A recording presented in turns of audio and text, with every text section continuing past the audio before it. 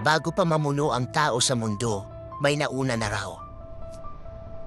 Tinawag sila sa lumang kasulatan bilang Nephilim, mga nilalang na kalahating tao.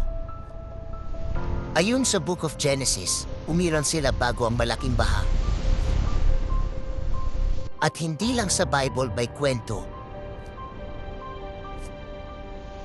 Sa Greece, may mga Titan, tulad ni Kronos. Mga higanteng sinasabing nauna pa sa mga Diyos. Magkakaibang kultura pero iisa ang kwento. Hindi ba't kakaiba na lahat sila nagsasabing may higante noon?